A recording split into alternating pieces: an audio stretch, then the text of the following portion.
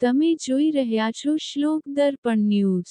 માર્ગ સુરક્ષા અભિયાન અંતર્ગત નશો કરી વાહન ચલાવનાર ઇસમો સાથે સંવાદ કરી નશામુક્તિ અંગે શપથ લેવાના સુધારણા કાર્યક્રમનું આયોજન કરતી વડોદરા શહેર પોલીસ।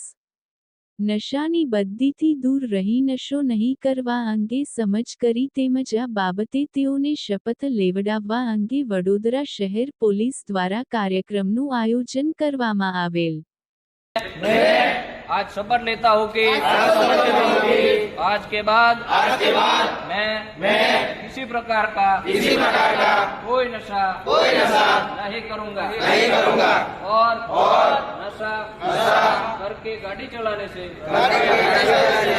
रास्ते पर दुर्घटना होने की संभावना ज्यादा रहती है और इस दुर्घटना से रास्ते पर जा रहे निर्दोष नागरिकों की जान माल को नुकसान होने की पूरी संभावना है।